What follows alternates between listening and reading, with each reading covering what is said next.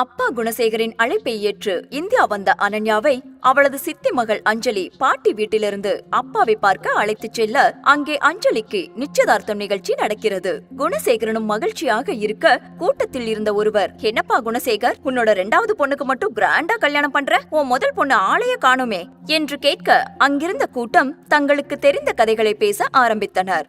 ஒருவர், இந்த பையனதான முதல் பொண்ணுக்கு பேசி முடிச்சிருந்தாங்க, அப்புறம் ஏன் சின்ன பொண்ணுக்கு கல்யாணம் பண்ணி வைக்கிறாங்க என்ன சொல்ல, இன்னொருவர், மூத்த பொண்ணு ஒன்னும் தப்பு பண்ண மாதிரி தெரியல, அவ நல்ல பொண்ணுதான், எனக்கு தெரிஞ்சு அவ சித்தி மீனாவும் மக அஞ்சலியும் ஏதாவது பிளான் பண்ணிருக்கலாம், என்னதான் இருந்தாலும் மீனா குறுக்கு வழியில வந்தவதானே, அம்மா புத்தி தானே பொண்ணுக்கும் இருக்கும் என சொல்ல கேட்ட குணசேகரன் முகம் கருக தொடங்கியது. அப்போது அனன்யா அங்கே மித்திரனுடன் வந்து சேர்ந்தாள். சில வருடங்களாக காணாத அனன்யாவை அனைவரும் வரவேற்று அஞ்சலியை மறந்துவிட்டு அனன்யாவின் அழகை பாராட்ட அதில் கடுப்பானாள் அஞ்சலி. அதே சமயம் அனன்யாவின் அருகில் மெதுவாக வந்த குணசேகரன், உனக்கு என்ன பைத்தியம் பிடிச்சிருக்கா, இந்த குட்டி பிசாச கூட கூட்டிட்டு வராதன்னு ஏற்கனவே உன்கிட்ட சொன்னேன்ல, இதுக்கு மேலே என்ன சோதிக்காத என்று யாருக்கும் கேட்காதபடி குரலை தாழ்த்தி கேட்ட குணசேகரனுக்கு அனன்யா வேண்டுமென்றேதான் மித்திரனை அழைத்து வந்தாள் என தோன்றியது.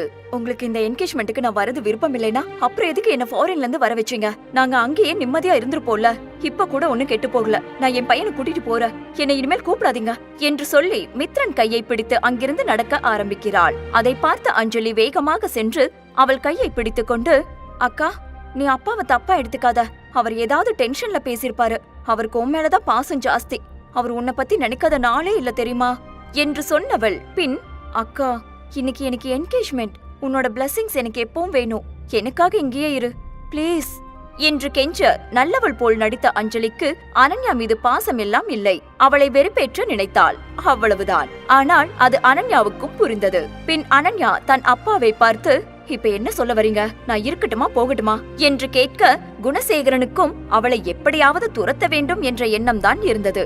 ஆனால் அவர் அனன்யாவை வைத்து ஒரு திட்டம் தீட்டி இருந்ததால் அவளை துரத்தாமல் இருந்தார். அனன்யாவும் மித்திரனுடன் ஓரமாக போய் அமர்ந்தாள். என் மேல இவ்ளோ கோவமா இருக்கு அப்பா, எதுக்காக என்ன எங்க வர வச்சிருக்காரு, ஏதோ தப்பா தோணுதே என்று யோசித்தவளுக்கு தலைவலியே வந்தது. மித்ரன், என்னாச்சுமா என்று விசாரிக்கும் போது கூட அதை உணராமல் அவள் ஆழ்ந்த யோசனையிலேயே இருந்தாள். பின் மித்ரன் அங்கிருந்த வெயிட்டரிடம் தண்ணி வாங்கி அனன்யாவிடம் கொடுத்து குடிக்க கொடுக்க அதை வாங்கி குடித்தவள் சிறிது நிதானத்திற்கு வந்து நன்றி சொல்லும் விதமாய் மித்ரனை முத்தமிட்டாள்.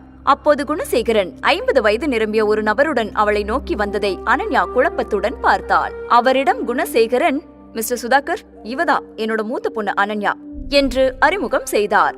அதை கேட்டு சுதாகர் புன்னகைத்து, மிஸ்டர் குணசேகரன், உங்க 2 பொண்ணுமே ரொம்ப அழகா இருக்காங்க, நீங்க ரொம்ப லக்கி என்று சொல்ல, என் சின்ன பொண்ணுக்கு ஒரு நல்ல வாழ்க்கை அமைஞ்ச மாதிரி என் மூத்த பொண்ணுக்கும் ஒரு நல்ல வாழ்க்கை அமையணும், அதுதான் என் ஆசை என்கிறார். அதை கேட்ட அனன்யா, என்ன அப்பா இவ்வளவு அன்பா பேசுறாரு, பின்னாடி ஏதாச்சும் ஆப்பு வைக்க போறாரா என்று யோசித்தபடியே அமர்ந்திருந்தாள். பின் குணசேகரன், அம்மாடி அனன்யா, வா வந்து நம்ம சுதாகர் சார் கிட்ட பேசு, இவர் மனசு வச்சா நீ ராணி போல இருக்கலாம் என்று சொல்ல, தன்னை வெளிநாட்டிலிருந்து வரவழைத்தது சுதாகருக்கு திருமணம் செய்து வைக்கதான் என்பது அவளுக்கு தெளிவாக புரிந்து வேதனைப்பட்டாள் அனன்யா. அப்போது பிரகாஷும் அஞ்சலியும் அருகில் வந்தனர். அனன்யா ஆரம்பத்தில் அப்பா தன்னை ஊருக்கு அழைக்கிறார் என்றதும் மனதின் ஒரு ஓரத்தில் தன்னுடைய தவறை உணர்ந்து அதனை திருத்திக் கொள்ள ஒரு தருணமாக இருக்கும் என்றே நினைத்தாள். ஆனால் அவளுடைய எண்ணம் இப்பொழுது சுக்கு நூறாக உடைந்து போய்விட்டது. அப்போது எல்லோர் கவனத்தையும் சிதறடிக்க செய்யும் வசீகரமான ஒருவன் காரில் வந்து இறங்கியதை அவள் கவனிக்கவில்லை. அந்த இளைஞன் அந்த ஹாலிற்குள் வந்ததும்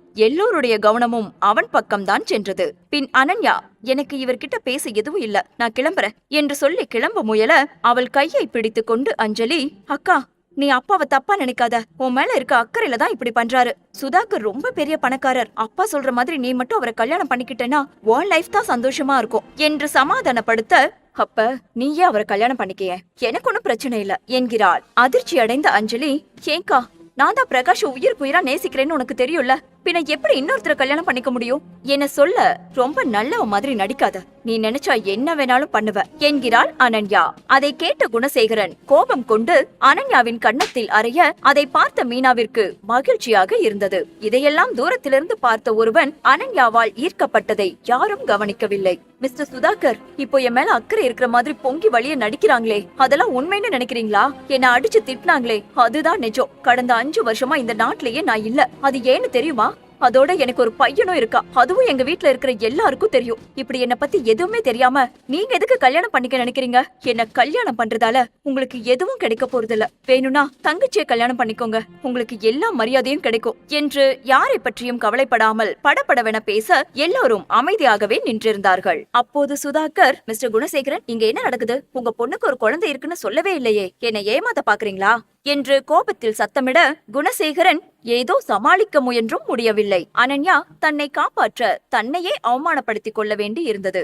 மிஸ்டர் சுதாகர், என் பொண்ணு உங்களுக்கு தான் கல்யாணம் பண்ணி வைக்க ஆசைப்படுற. அவ ஏதோ சும்மா அறிவில்லாம உளறா. என் பொண்ணு நீங்க கல்யாணம் பண்ணா அவ வாழ்க்கை நல்லா இருக்கும் என்று அவரிடம் குணசேகரன் கேட்க, அப்போது யாரது ஏன் ஆளுக்கு கல்யாணம் பண்ணி வைக்க முடிவு பண்றது என்று கணீர் என ஒரு குரல் ஒலிக்க எல்லோருடைய பார்வையும் குரல் வந்த திசையை நோக்கி செல்ல சிறு புன்னகையோடு சித்தார்த் அங்கிருந்து நடந்து வந்தான். அவனை பார்த்து அனன்யா ஆச்சரியம் அடைகிறாள். இவன் என்ன எனக்கு பிரச்சனை வரும்போதெல்லாம் சரியா வந்து நிக்கிறான்? உண்மையாவே எனக்கு பிரச்சனை வரும்போது வந்து நிக்கிறானா, இல்ல இவன் தான் எனக்கு உண்மையான பிரச்சனையா என்று மனதிற்குள் நினைத்தவள் தன்னையும் மீறி அவனை ரசித்தாள். அதே நேரம் சித்தார்த்தை பார்த்து சுதாகர், மிஸ்டர் சித்தார்த், நீங்க இங்க வருவீங்கன்னு நான் எதிர்பார்க்கவே இல்ல என்று மிகவும் மரியாதையோடு பேச மற்ற அனைவரும் கூட அவனை பற்றியே பேசுகின்றனர். அதை கவனித்த அஞ்சலி, இவன் தான் அன்னைக்கு அனன்யாவை ஏர்போர்ட்ல இருந்து கூட்டிட்டு வந்தா.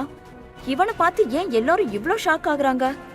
இவன் என்ன அவ்வளோ பெரிய ஆளா என்று மனதுக்குள் கேட்கிறாள். விதி ஏன் எங்களை அடிக்கடி சந்திக்க வைக்குது என்று அனன்யாவும் சித்தார்த்தும் ஒரே சமயத்தில் நினைத்துக் கொள்ள, அப்போது மித்ரன் அப்பா என்று மகிழ்ச்சியாக ஓடி வந்து சித்தார்த்தை அணைத்துக் கொள்ள பார்த்த அனைவரும் அதிர்ச்சி அடைகிறார்கள். யார் இந்த சித்தார்த்? என்ன நடக்க போகிறது தெரிந்து கொள்ள இப்போதே பாக்கெட் எஃப்எம்மில் ரகசிய சிநேகிதனை தமிழ் கதையை கிளிக் செய்து அடுத்த எபிசோடை கேளுங்கள்.